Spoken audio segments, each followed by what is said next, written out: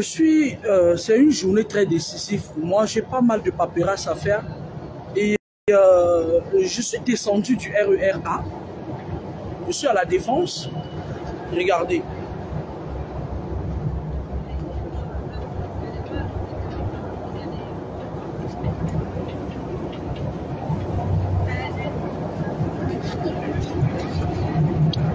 Voilà, je suis bien à la Défense. Mon trajet, je prends le RER A en direction de Cergy-le-Haut, Cergy-Pontoise.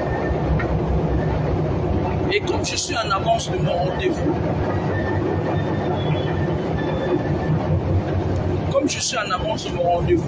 bref, grosso modo, je vais ouvrir ma propre entreprise et puis je suis en train de faire les démarches. Je suis en train d'ouvrir, c'est-à-dire je suis en train de me mettre, de vouloir me mettre à mon propre compte. C'est des choses qui, voilà, lorsque j'aurai terminé, ça se fera savoir. Et je suis descendu à la Défense. Regardez. La Défense que vous voyez, comment est-ce qu'on sort ici même?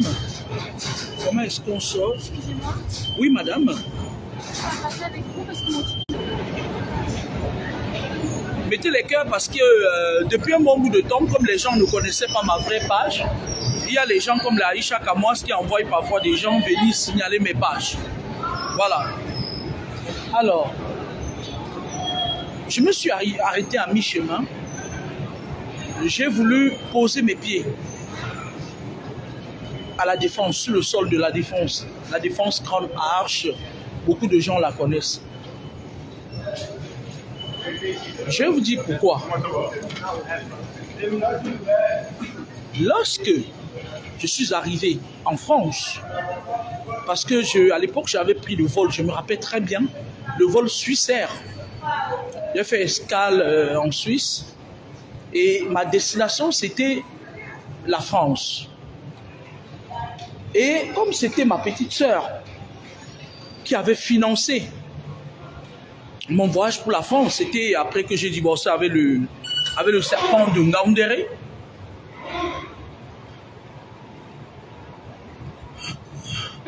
La ville, ou plutôt là où j'avais atterri, c'était la Défense, c'était le 92, où j'ai vécu quelques temps avant de prendre mon envol. Je n'y ai pas vécu longtemps, hein, parce que à l'époque, papa m'y vivait encore. Hein. Il était très carré sur ce que je faisais, sur là où je vivais, même s'il réagissait à distance, en esprit. Alors, comme je vous disais, la Défense, tous les petits quartiers de la Défense, là, c'est là-bas que je me baladais parfois.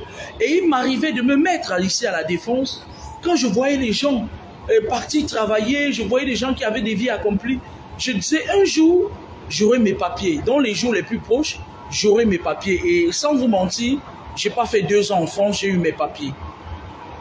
Et c'est Paris qui m'a donné les papiers. La première préfecture qui m'a donné les papiers, je crois que c'était, quand on m'a donné une convocation, hein, je crois que c'était, voilà. Donc, j'ai vécu à la Défense. Et c'est bizarre, je me suis égaré. Ah, je me suis égaré de ouf. Je me suis égaré, hein. J'aime pas trop me retrouver dans des coins comme ça. Mettez les cœurs parce que il y a des personnes qui sont entrées dans ma page ces derniers temps et qui signalent tout azimut mes pages tout le temps. Et c'était à la Défense. Ça fait longtemps. Quand je suis arrivé en France, c'est ici que j'ai vécu. Ma soeur à l'époque vivait pas loin de la Défense Grande H. Hein. Son ex-mari, il a tout fait, il s'est accaparé de la maison. C'était un petit vieux là, un petit vieux Tonga, Emmanuel, un petit sorcier comme ça, qui ne travaillait pas. Il était allergique à tout ce qui était travail. C'est sa femme qui faisait tout. Elle se tapait 3 boulots pour nourrir le gigolo. Vous voyez ce genre d'anciens benguistes là, qui connaissent bien le système, ils sont arrivés en France depuis. Ils sont allergiques, ils ont un poil dans la main. Et j'avais jamais vu ce monsieur aller travailler, sauf qu'il roulait dans des grosses voitures. il était ancré dans le système. Et aujourd'hui, avec beaucoup de recul, je pense que ma sœur, elle a joué avec le serpent. Un serpent plus gros que le sien. Parce que c'est entre eux, hein, en général, c'est entre eux les sorciers. Et donc, je me rappelle, il y avait des moments où je sortais. J'ai jamais pensé à prendre l'autorité sur ce sol, qui est mon premier sol d'accueil. Et je suis descendu du train tout à l'heure, j'y pensais depuis, et j'ai dit je vais descendre ici. Voilà, c'est Grâce qui est en train de nous couper la vidéo, elle envoie des messages intempestifs, elle veut 5 € pour aller manger. 5 €. Chien, 5 €. Il y a 5 €. Donc, elle envoie plein de voix, elle est en train d'envoyer plein de messages. Elle espère qu'au 100e message, je pourrais avoir 5 €, mais là, je n'ai pas d'argent. Alors, qu'est-ce que je suis en train de vous dire? Pardon, j'étais en train de vous dire que c'était ici. Voilà, j'essaye de retrouver ma porte de sortie. Hein. C'était ici, je me rappelle à l'époque, parfois je sortais. Parce que quand tu vis dans une maison où tout est hostile, où tu ne parviens pas à imposer tes énergies, ou plutôt tes énergies bloquent les basses vibrations.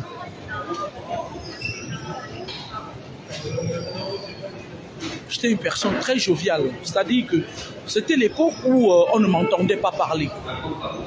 J'avais mes problèmes personnels. J'avais laissé mes enfants en Afrique.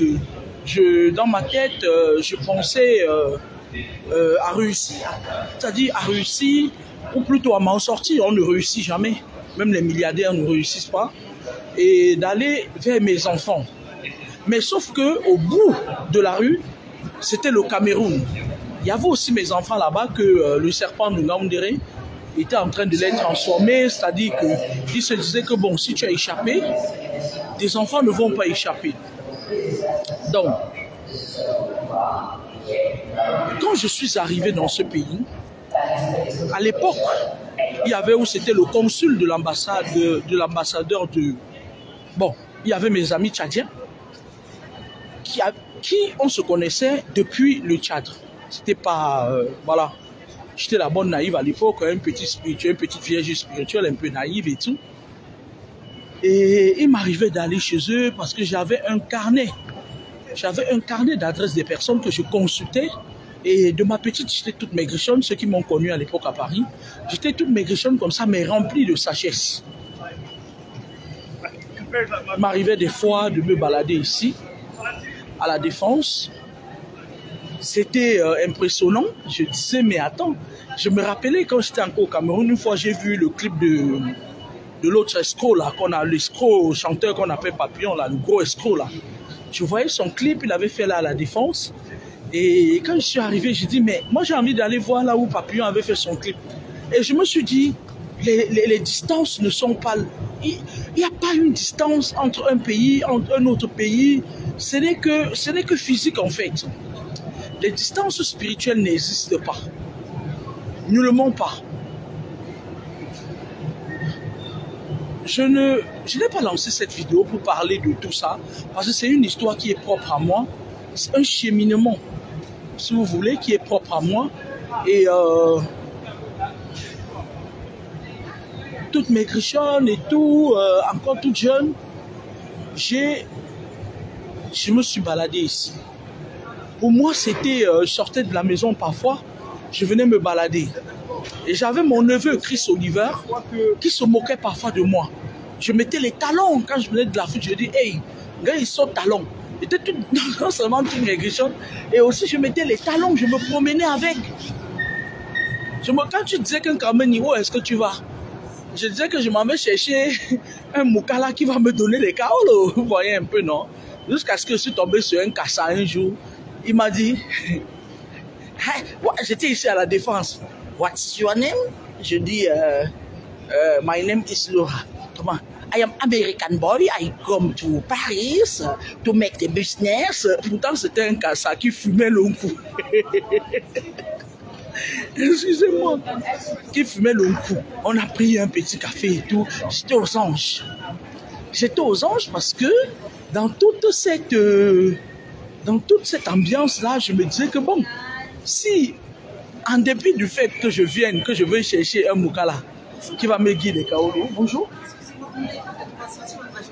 Je n'ai pas de monnaie. J'ai que ma carte bleue, je suis désolé. Alors ça aussi c'est l'apanage de la défense. M'arrivait des moments où c'est pas l'argent qui me manquait, mais c'était d'atteindre mon but et mon objectif. C'était ça le problème. Et donc, le Nkassa, lui, il me dit quoi? Il me dit, I am American boy, I find the wife, when me et tout. Quand même, Niki n'était pas quelqu'un bête, ne s'est même pas rendu compte que le Cameroun, c'est bilingual country et que ce gars me parlait un faux anglais. J'étais dans une dynamique et tout. Je suis rentré à la maison, je dormais avec mon neveu Chris Oliver, que j'aimerais bien revoir, parce que c'est un enfant qui, j'aimerais le revoir. J'aimerais le revoir parce que aujourd'hui, je vais mettre en place des circonstances atténuantes pour que lui et moi viennent se croiser, parce que ce monsieur Tonga Emmanuel a brisé la vie de tout le monde et c'était un homme extrêmement méchant, un sorcier quoi, le genre de sorcier qui est venu en Benga à l'époque, il a été avalé par le système et il a avalé tout le monde derrière le système. Donc, mon neveu, lui, il riait. Je suis venu, je dormais avec mon neveu dans un grand lit à étage, il y avait des jumelles qui étaient ses petites soeurs et tout. Et c'était un garçon très, très doux, Chris Oliver, qui, je pense énormément à lui et que je souhaite qu'il retrouve sa voix en fait, qu'il redevienne le petit-fils de Papa Mi. Parce que quand on est l'enfant, le petit-fils de Papa Mi, rien ne nous arrive. À cet enfant-là, je venais là, je vais vous montrer, je venais ici me balader. Je venais là. C'était impressionnant. C'était impressionnant. Hier, tu étais au Cameroun. Et puis, d'un coup, tac, tac, tac, tu arrives et tout. Sauf que ce monsieur Tonga Emmanuel, il est aux exécutions obédience de Paris. Et le fait est que il s'était entendu avec sa femme pour qu'on me fasse ses facilités pour venir. Il croyait que j'allais venir, il allait me vendre. Mais derrière son dos, il y avait Papa Mi qui ne lâchait rien. J'ai parlé de Papa Mi aujourd'hui avec un ami de plusieurs. Je me suis rappelé de beaucoup de choses qui étaient comme floutées, c'est-à-dire que voilà. Et je me suis rappelé comment mes sœurs, celles de Belgique et celles de Paris, elles avaient du venin envers eux, elles lançaient les mots. Je me rappelle une année, il y a beaucoup d'années, il y a même les deux m'ont dit que heureusement que ton père va mourir avant notre mère. C'est une façon de vous dire que le spirituel, c'est un monde où on ne blague pas. Tu blagues, soit tu es d'un côté, soit tu es de l'autre. C'est clair. Tu ne peux pas prétendre être quelqu'un de spirituel. Voilà là où Papillon avait fait son clip. Je vais vous montrer, c'est là derrière moi sur les escaliers, là, le bandit qu'on appelle Papillon là. Un gros bandit, un escroc. Tu ne peux pas prétendre être du côté de la lumière et tu t'amuses avec les ténèbres. Vous savez, je faisais pas mal de jobs. Il y a un gars camerounais, Bénizer. Il avait ouvert, il était allé faire il fait le féman comme le père des Mbouzailleurs. Il était allé faire le féman. Je ne sais pas si le fémanier la marche vraiment. Parce qu'on m'a dit que non, c'est des voleurs. C'est des voleurs. Je vais vous dire pourquoi je fais cette vidéo à la fin. Il avait ouvert un restaurant dans le 10e. Et il avait une pembèche là, une fausse fille là avec qui il sortait à l'époque. Moi j'étais serveuse, elle me faisait des misères. C'est-à-dire que certaines personnes, lorsqu'ils vous voient, même du haut de votre statut, qui n'est pas aussi glorieux, ils vous envient. Cette fille, elle était tordue comme tout, mais comme elle sortait avec ce gars des Bénizères, elle me faisait des misères. J'étais serveuse là-bas, je suis dans mon air, vous voyez. Les chats ne font pas les chiens. Et après, parfois, je me baladais dans des restaurants. Je me baladais dans des salons de coiffure, à Strasbourg-Saint-Denis. Je faisais les petites nattes là, à 5 € et tout. Il y avait même deux sœurs que j'ai connues à l'époque, Alvin et Marie. qui aussi n'avait pas de papiers. J'ai appris que Alvin est parti en Belgique et que sa soeur Marie, je sais pas, à l'époque, elle vivait avec un gars là et tout. C'était la reine la toute puissante et tout et tout. Bref, anyway, ce sont des personnes qui sont intervenues à un moment donné de ma vie. Le serpent s'était arrangé à ce que, quand je partais du Cameroun, j'étais en instance de divorce. On était déjà passé en conciliation et la séparation de résidence était consommée. On parle du serpent là, le professeur d'université de merde là. Et donc, quand je suis arrivé ici, je vais vous raconter encore l'histoire d'une casse après parce que ben, j'étais venu, dans ma tête, je me suis dit non, moi j'aurais pu vivre au Cameroun. Mais le problème c'était mes enfants. Mes enfants. Sauf que je n'avais pas encore bien intégré le sens du mot être spirituel. C'est un tout. Parce que lorsque tu es une personne qui est choisie, si on ne te prend pas, tant que la tête du serpent n'est pas coupée, si on ne te prend pas, on s'attaque à tes enfants. C'est comme ça, c'est pas autrement. Parce que c'est le lien du cordon ombilical. Et lorsque on réussit à prendre une personne de tes enfants, n'importe lequel, on ne t'atteint pas le lien de son cordon, tout de même comme on peut passer par toi pour atteindre tes enfants. Donc j'étais très complice avec mon neveu que j'aimais beaucoup, Chris Oliver. Et parfois je suis sorti quelquefois avec lui, parce que comme son père était aussi un rosé, je parle de ce Tonga Emmanuel, comme c'était un rosicrucien et tout, lui il avait prévu sacrifier sa part d'enfant. Ma présence étouffait sa basse vibration. Il montait beaucoup de coups, un jour il a même monté la police, il a dit qu'il y avait une sans-papier chez lui et tout. Il a fait beaucoup de coups, sauf que quand la police est venue, c'est pas il a commis une erreur et c'est lui qu'on a embarqué. C'est pour ça que je vous dis parfois qu'il faut souvent quand même faire attention à mon nom. Parce que le monsieur là, quand il m'a donné son nom, il a dit que quiconque traîne ce nom dans la boue périra. Et il est parti avec cette parole. Donc à lui, un jour, il appelle la police. Il monte les coups dans mon dos et tout. Pourtant, je n'avais rien fait. J'accompagnais mon neveu à l'école. Et il s'était rendu compte que ma présence, lorsque vous avez des fortes vibrations, quand vous êtes en présence des gens qui sont dans des choses compliquées, ils ne vous supportent pas. C'est naturel, arrêtez de vous poser des questions. Soit vous vous affaiblissez, vous les laissez vous engloutir, soit vous restez sur votre piédestal et soyez sûr qu'on va vous rejeter partout. Parfois, on ne vous rejette pas toujours parce que vous êtes mauvais. On vous rejette parfois parce que vos vibrations, vos énergies ne viennent pas du même monde que l'énergie des gens qui vous entourent.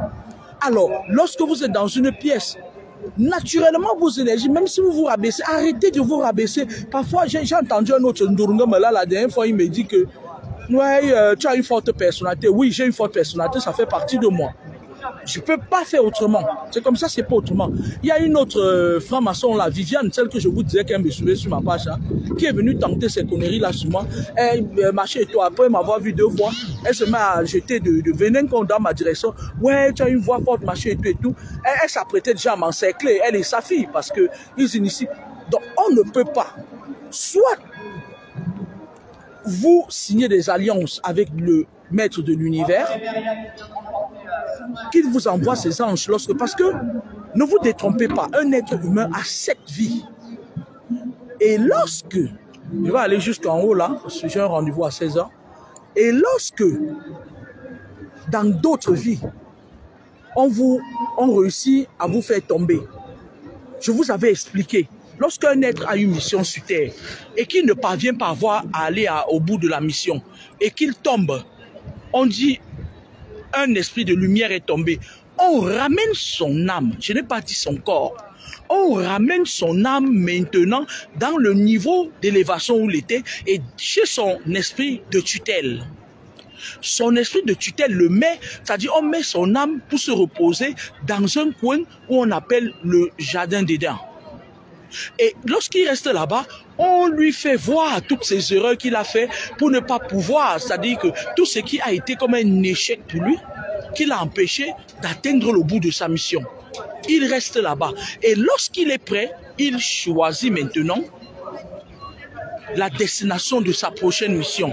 Et lorsque tu choisis la destination de ta prochaine mission, on choisit une personne, un homme de lumière ou une femme de lumière. Et si toi, tu es de la tutelle de la lune,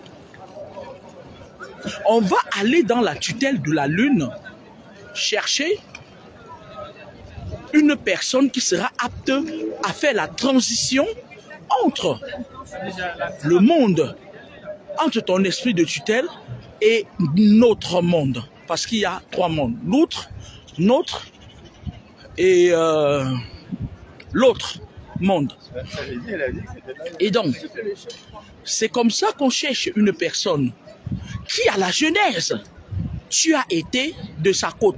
Parce que tout le monde vient de quelque part. Vous venez des générations, c'est-à-dire vous venez de beaucoup de générations. Vous ne savez même pas là où le cordon ombilical a commencé. Vous ne saurez jamais là où ça va se terminer.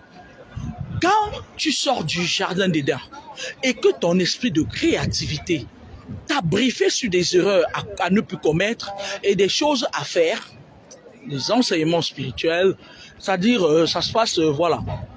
On n'a pas l'omniscience, on n'a pas l'omnipotence, on n'a pas l'omniprésence. Quand tu reviens, c'est pour rectifier ces erreurs-là.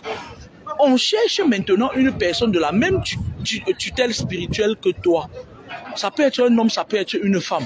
On t'envoie dans un autre combat. Ne crois pas que tu vas venir te reposer. Non.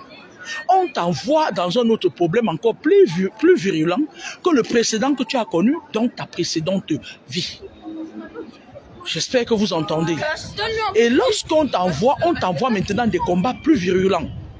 Mais il est ici clair à noter que ils savent qu'ils te feront la guerre, mais ils ne te vaincront pas. Sauf si à mi-chemin, tu te détournes. Dans ma famille, personnellement, nous sommes 2 qu'on avait envoyés comme ça. Moi et mon jeune frère, le dernier né de la famille. Sauf qu'on a eu le dessus sur lui, on n'a pas pu avoir le dessus sur moi. Et quand on a le dessus sur lui, c'est un enfant qui à la base devait être un enfant de la lumière. On l'écrase. On lui donne des cochonneries dans le monde occulte là. On lui donne des cochonneries, c'est-à-dire les genres de totems, comme le totem d'Ahmed Kameh qui parfois se lève, il le mange lui-même là. Parce que celui que Ahmed Kameh a, c'est le serpent. On lui donne des conneries comme ça là. Vous entendez avec quoi? Donc, maintenant quand tu reviens, on t'injecte dans la côte d'un enfant de lumière. Et cet enfant de lumière-là, tu viens le trouver dans ses problèmes. Parce que chaque fois qu'il y a la lumière qui tombe, c'est ça qu'ils vous ont expliqué dans la Bible, que les rois mages suivaient la direction de la lune parce qu'une étoile était née. Ce n'est pas que machin et tout, vous commencez à nous raconter Jésus. Moi, je ne le connais pas. Moi, je l'ai toujours dit. Les Juifs, oui. C'était leur lumière, mais pas la mienne, pas la mienne. La mienne, c'était mes enfants. Et c'est un système qu'on est en train de mettre en place où l'Afrique va encore mettre long avant d'ouvrir les yeux. L'histoire, vos histoires des aiguilles réveillées de Jésus là, c'est l'ancêtre des gens. Parce que quand je dis ça, les pasteurs des églises disent réveillés, ils partent comme ils vous abrutissent le cerveau. Ils disent oui, elle est ci, elle est ça. Non, moi, saleté de vos sales pasteurs là. Moi, je ne suis pas dedans. Il y a un qui m'a écrit l'autre jour, il me dit, ouais, tu viens. Je dis, moi, je ne viens pas dans vos conneries d'église là. Je lui ai dit que dans le service où je travaille, la plupart des filles qui sont là-bas, elles sont dans les églises réveillées. Elles chantent, elles viennent faire du mal aux gens dans les services. Et parfois, je suis désemparé par autant de méchanceté et de mal. Je lui ai dit, c'est la dernière fois que tu m'envoies un message pour m'inviter dans ton église, je ne viens pas. Il a dû être choqué, mais j'en ai rien à foutre. Que je choque 200 000 pasteurs, j'en ai rien à foutre parce que c'est des satanistes, tous à l'exception de personne. Vous entendez avec quoi? Donc, maintenant, quand tu sors du jardin d'Éden, tu reviens terminer ta mission sur terre, dans le monde matériel, étant aguerri. Il y a certaines personnes qui viennent dire, oh, je me bats même pourquoi? Ils se laissent tomber. Et quand tu te laisses tomber, on te frappe, le corps physique meurt. Et si tu fais tes 7 vies comme ça, après... Parce que, écoutez, moi je ne vais pas faire un cours sur ça aujourd'hui. Moi, il y a de cela un an aujourd'hui, quand je vous disais, nous sommes à l'ère du verseau. Les gens étaient sur la toile, oh, madame de Facebook, oh, madame de Facebook, oh, madame de Facebook et tout. Maintenant, je suis très content, je suis passé sur Facebook là, j'ai vu mon jeune frère Miraldo, un garçon que j'aime bien, qui était en train de parler de l'ère du verseau. J'étais content. Je dis, mais ça veut dire que les échos de ma voix se font entendre. Parce que parfois, moi, je demande aux esprits suprêmes, je dis, mais qu'est-ce qui se passe? J'ai l'impression de prêcher au désert. Ils me disent, non, tu ne prêches pas au désert, les temps arrivent. Oh, l'ère du verseau va durer, je le souhaite, 100 ans. Tout sera nettoyé, c'est-à-dire nous allons mourir, on va laisser, ça va continuer. Je vous avais expliqué ce que c'est que l'ère du verseau il y a 1 an. Comme je vous parlais du Kassala, le mec vient marcher et tout. Un jour, je monte, voilà, la maison de ma petite soeur était juste là-bas, derrière, pas très loin d'ici et tout. Et elle était au 9e étage. Là où Tonga Emmanuel a arraché tout et puis il s'est même permis d'aller prendre une journaliste là qui était au Cameroun. Je vais me souvenir du nom de la journaliste là.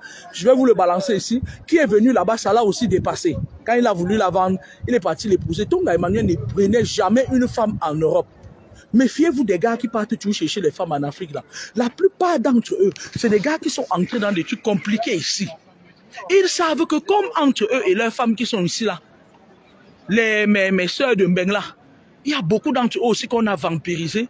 Il ne veut pas lutter avec une autre vampire comme elle. Il ne peut pas prendre les filles en Afrique parce qu'il sait que vous n'avez pas la même sphère, le même vent, la même énergie spirituelle. Votre énergie n'est pas imprégnée de la même chose que celle qui est ici. Celle qui est ici est très virulente, c'est très mauvais. Ça pue. C'est du satanisme à outrance. Le fond, le Sodome, le Gomorre, la grand-mérénisation et la grand-pérennisation de la haute sorcellerie qui est la base fondamentale de la construction de l'édifice même de ici. Vous entendez avec quoi? Donc, ce mec-là, il vient là, il se va. Hey yo, à un moment donné, comme mes choses sont souvent que quand tu es mauvais là, vite fait, les esprits ils t'exposent vite et puis ils me disent que voilà, on t'a enlevé ça. C'est-à-dire que, je vais vous dire, il y a des moments où parfois je veux même aimer quelqu'un, je veux même, c'est-à-dire rentrer pas aimer, entrer dans des amitiés bizarres là et tout. Les esprits partent, ils poussent la personne à faire une chose qui me met l'essence en éveil. Et il dit, bon, sors de là, c'est pas fait pour toi. Et quand on me dit sors de là, je sors de là, il me dit, je ne discute pas. Si on s'est vu le matin, le soir, tu m'appelles mon téléphone, ou plutôt, oui. Oui, le oui, là, je ne vais plus décrocher ton coup de fil. C'est comme ça que j'éjecte les satanistes autour de moi. Bref, anyway. Donc, et comme ils ont la manie, la mégalomanie de vouloir utiliser la technique de la proximité, la technique de la proximité, tu fermes. La technique de l'éloignement, tu fermes. Les coups de fil intempestifs où les gens t'appellent, ils te vomissent parfois le venin. C'est-à-dire parce que même pas les voies téléphoniques, nos voies téléphoniques, ils passent pas sous le contrôle du Léviathan. C'est pour ça que parfois on peut vous écouter. Et c'est pour ça que lorsqu'il y a un problème au niveau de la justice, parce que vous savez que même au niveau de la justice, même les niais-là, les policiers, je vais dire policiers, c'est parfois des gens qui sont dans des obédiences. Ils sont dans des trucs. C'est pour ça que quand vous entrez dans un commissariat, parfois, même si vous avez une force quand vous venez, à un moment donné, vous avez l'impression qu'on vous a éteint. C'est-à-dire que quand vous entrez là-bas, ils ont leurs esprits là-bas. Ça t'éteint, ça t'embrouille. Et puis quand tu viens, tu commences à dire des choses incohérentes ou plutôt cohérentes qui te condamnent. Il faut avoir des vibrations très fortes pour arriver dans un lieu de justice ou un commissariat et prendre le dessus. Parce que quand tu prends le dessus sur eux et que ton énergie les dépasse, ils commencent à t'agresser par les mots, ou plutôt ils classent le dossier, ils te laissent partir et ils reviennent maintenant avec quelqu'un d'autre qui estime qu'il a une basse vibration qui peut dominer tes hautes vibrations. C'est comme ça qu'ils font, tout est énergie dans ce monde. Arrêtez de croire que vous êtes unique au monde parce que je suis fier. Quand j'ai écouté la vidéo de mon petit frère Mirador, j'ai dit je suis fier. Et des Mirador, il y en aura des milliers. Mirador, c'est mouton. Le gars qui a la page mouton. Des Mirador, il y aura des milliers qui vont se lever. Et je vous avais dit il y a cela 1 an. C'est ça qu'on appelle le pouvoir de la parole. Il y aura des milliers qui vont se lever pour conscientiser. Parce que si les Mirador, les moutons ne se lèvent pas, on va avoir du sang. C'est-à-dire qu'à un moment donné, l'Afrique, on va marcher sur le sang des jeunes en Afrique. Les jeunes vont mourir. Et les vieux qui sont initiés vont rester. Parce que quand tu meurs, quand quelqu'un est dans les cercles exotériques, quand il réussit à tuer, à manger quelqu'un, à te tuer, il prend ton énergie et il continue à vivre. Tu le vois, il est vieux là, comme les gnattes là. Il ne marche plus, mais il vit. C'est ton énergie qui le tient debout. On dit 100 ans, 120 ans. Le jour où les gens comprennent qu'il faut mettre des barrières entre ces vieux roucacas là et eux, parce qu'ils ont une énergie nouvelle. Ils ont une énergie jeune. Quand ils mettent feu, c'est là où vous voyez comment ça tombe. Vous avez vu votre père là, chaque fois on dit que oui, le voilà qui est mort, il ne quitte pas.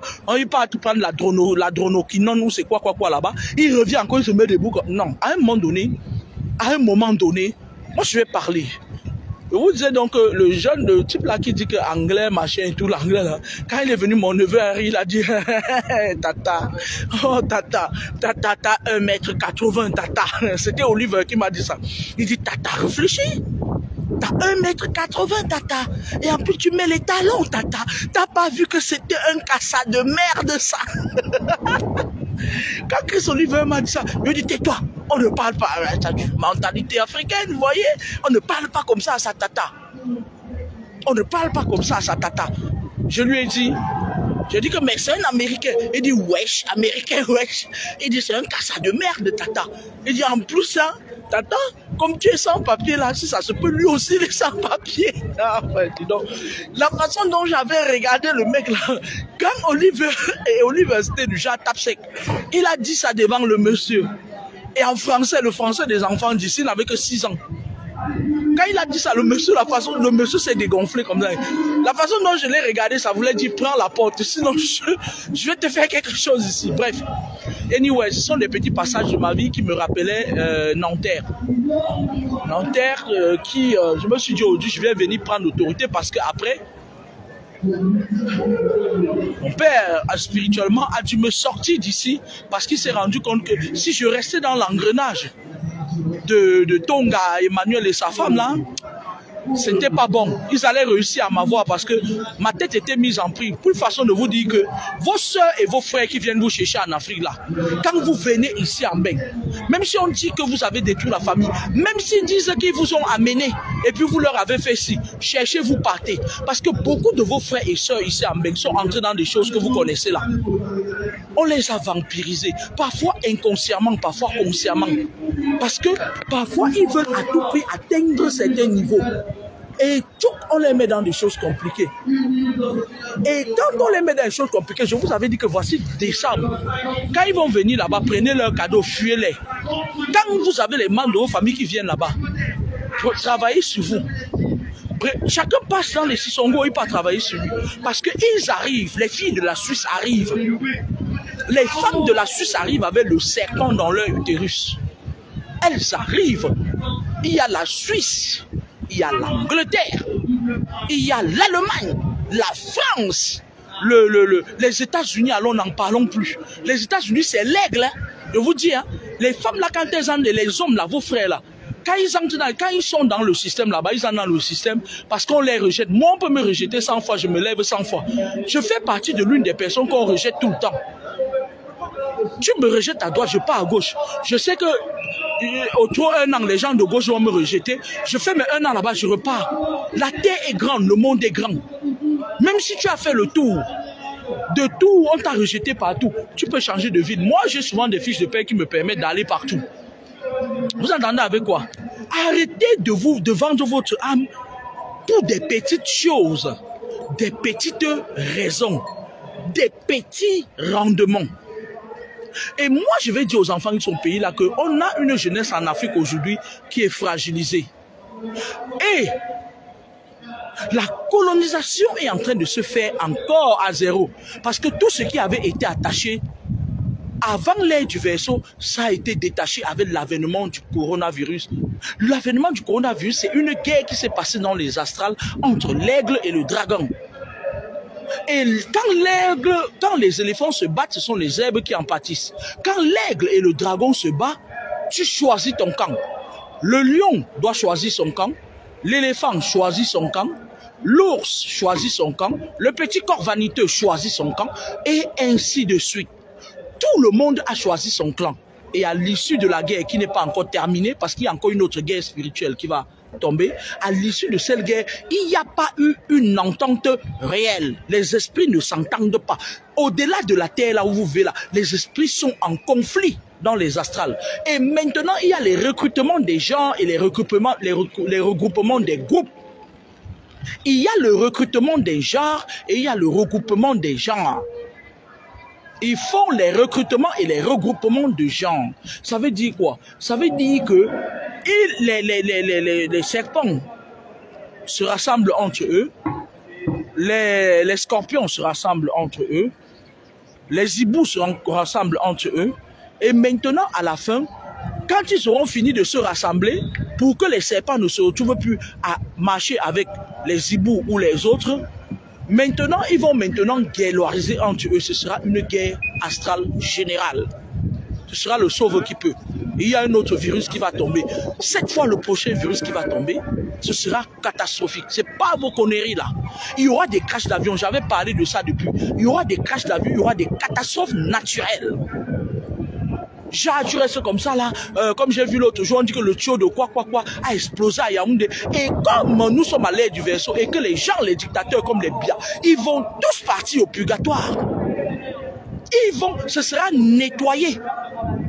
Des gnacs, ils seront nettoyés. Et c'est la nature qui va le faire. Ils veulent s'accrocher à tout prix.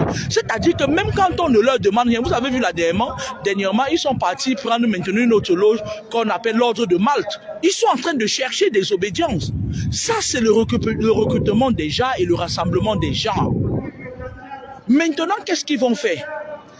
S'ils réussissent à surmonter la rafale qui va les prendre sur l'air du berceau, ils vont maintenant se mettre tous ensemble pour aller contre tous les enfants de lumière de la terre. Et alors, je vais vous dire une chose. Pas vos conneries que vous faites les Viviane là, qui sont dans les francs-maçonneries, qui viennent nous dire que ouais, mes soeurs m'ont fait ça, ma soeur et tout, c'est mon tel, secoue la tête comme ça. Une femme aussi moche et laide, c'est-à-dire que j'ai jamais rien vu d'aussi crasseux et laid. Une femme qui vit en Europe et que son cabinet est plein, ça se renverse dans sa maison. Ça, c'est la sorcellerie. Ça veut dire que ton totem est dans le cabinet, il remplit le cabinet, ma très chère. Les enfants de lumière, écoutez-moi très bien. Tous les enfants de lumière, les astrales, vont leur donner la possibilité. La bande de Michel Archange, là, tous les esprits suprêmes, là, ils vont descendre parce qu'ils ne vont pas laisser tout le temps que ces gens de la basse vibration viennent vous engloutir.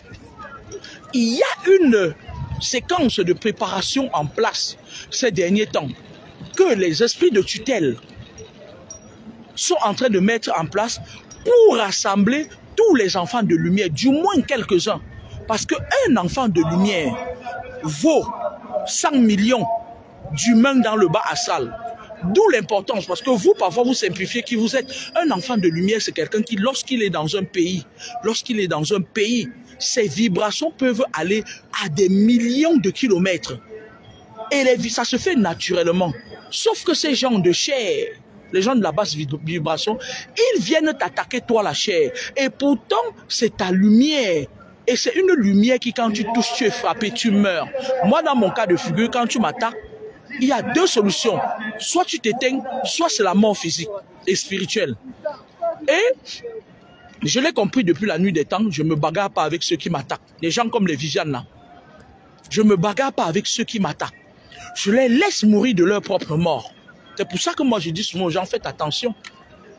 Donc il y a maintenant, moi je dis à toutes les personnes qui se sont rendus compte à un moment donné qu'ils étaient des enfants de lumière, restez parce que votre récompense va venir. Je ne suis pas pasteur. Vos conneries que les pasteurs vous racontent, là, ils ne savent rien du tout. À rien, ils n'ont même pas encore commencé. Les enfants de lumière auront un vent. Beaucoup d'enfants de lumière seront libérés.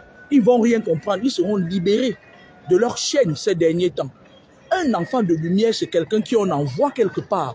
Là où il y a une personne, où il y a des personnes très fortes de basse vibration. Il nettoie et il donne la possibilité aux enfants de lumière qui étaient là de voir clair devant eux. Parce que autant le bas astral travaille, autant l'astral suprême est en train de travailler. Et c'est une très bonne nouvelle pour moi. Parce que les enfants de lumière sont ceux qui subissent. Même quand ils font leur guerre dans le bas astral, c'est pour aller attaquer les enfants de lumière. Je vais parler au fond de cet enseignement et je vais parler des femmes de Paris. Vous savez, moi je vais dire à cette tenancière de restaurant, les gens qui sont dehors là, qui disent qu'ils sont dans le showbiz parisien là, je vais vous donner votre obédience. Tous, toutes, à 99% sont dans la rose quoi. Ils travaillent contre vous. Ça veut dire quoi? Ça veut dire que lorsque vous vous amusez à côtoyer ces gens qui disent que du showbiz, vous allez laisser les plumes. Il y a une de nos sœurs qui a été assassinée brutalement par 2 personnes qui ne sont pas visibles dans la vidéo. Moi, je fais confiance à la police française. Ils vont être pris. Mais j'interpelle ici la police française pour leur dire que, écoutez-moi très bien, c'est Madame de Facebook qui vous parle. Menez les enquêtes dans la réunion de merde que la femme la faisait. Le meurtrier, ce meurtre a été commandité par une femme. Potelé, elle était dans la réunion. C'était pour un vol d'argent. C'est un meurtre qui est mal passé. Parce que quand ils viennent parfois, ils vous synoptisent avec un produit qui souffle dans l'air. Vous dormez, ils prennent tout ce qu'ils prennent, ils partent. Mais elles ont envoyé, c'est une femme qui l'a fait, c'est une femme camerounaise. Je vais me répéter. J'interpelle ici la police française de ne pas se limiter à ce meurtre. Parce que la femme qui a fait ça, elle a déclenché un processus de pratique au niveau du Cameroun pour bloquer l'affaire, pour qu'on n'arrive pas à elle. C'est elle qui a commandité le meurtre. Tout comme ils avaient fait leur connerie, ils ont tué la fille qui avait le restaurant ici à Paris, là. La fille qu'on était allé enterrer au Cameroun, là, je ne sais même pas comment elle s'appelait. Elle-même, elle était morte parce qu'on l'avait tuée. Elle n'est pas morte de sa propre mort. Et je vais vous dire quelque chose. Nous allons commencer à parler de vous. Et moi, particulièrement, vous ne pouvez rien me faire. J'ai d'abord 1,80 m. Vous me voyez parfois circuler ici à Paris. Le meurtre de cette femme, je vais me répéter. Je vais appeler la police, leur dire que Madame de Facebook dit qu'on mette aux arrêts toutes les femmes avec qui cette femme, Becky, est décédée. Becky faisait la tontine à Paris. Les femmes de Paris veulent se faire voir à tout prix et à tout. Et puis, mais c'est des saletés, surtout les femmes des restaurants et les hommes qui traînent dans le milieu du showbiz. C'est des poubelles. Quand tu les regardes, tu vois quelqu'un, elle a au moins 250 démons derrière elle. Et c'est des gens qui veulent se faire voir. Je suis en train de vous dire que dans la tontine où cette femme faisait la tontine, c'est une femme qui a commandité, qui a envoyé qu'on vienne finir avec elle. Cette femme était proche d'elle, ou plutôt, elle parlait bien. Elle causait bien entre elles. Et la femme savait là où elle vivait. Donc, ça, ce n'est pas un meurtre anodin. Je vais me répéter. Je réitère mes propos et j'assume mes dires. C'est une femme qui met aussi l'huile. On vient de me dire que c'est une femme qui met aussi un peu des huiles de dépigmentation. Elle fait partie des réunions que cette femme faisait. Elle a voulu, c'était une histoire où elle a envoyé des gens voler. Et comme ces gars-là, ces jeunes-là, quand on les envoie faire des trucs comme ça, ils prennent un peu le coup. Ils passent par chez Valsero, Valsero leur donne la marijuana, un peu ils pilent ça dans son mortier avec le mangala. Parce que c'est Valsero qui les vend ça. Valsero est spécialisé dans ce genre d'herbe-là. Il mélange la marijuana avec le machin là. Quand il leur donne ça, le cerveau rentre en arrière. Les diaphragmes tombent. Les vannes se remontent. Ça se ferme. Ils sont prêts à tout. Le nerf vagal est tendu. Ils se disent on va en guerre. Non. À ce moment, ils réagissent comme des... Je sais pas. Je vais me répéter. La femme qui a été tuée, Becky, son meurtre a été commandité par une personne avec qui elle faisait la tontine, par une femme qui était proche d'elle. On me dit que c'est une femme. Et elle est seule. Ce n'est pas qu'elle s'est entendue avec quelqu'un d'autre. Elle était seule et elle a l'habitude de faire ça. Elle a l'habitude de faire ça avec les gens qui sont autour d'elle. Elle a l'habitude même de monter les gens pour aller escroquer ses camarades. Elle a l'habitude de monter souvent. C'est le genre de femme, je vais vous expliquer. Elles sont là.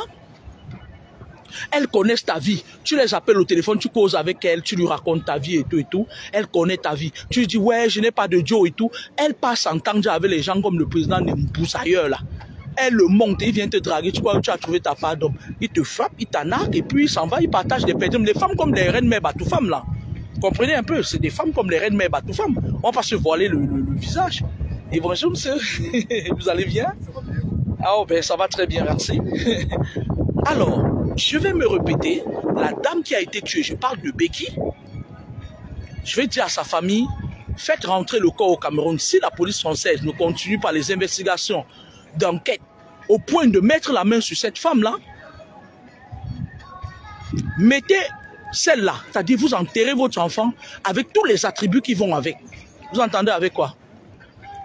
Les pourritures avec qui cette femme faisait la tontine, il y a une parmi cette femme se dépigmente la peau et elle n'est pas à son premier essai. Elle a l'habitude, elle a un groupuscule d'hommes derrière elle avec qui elle fait des coups foireux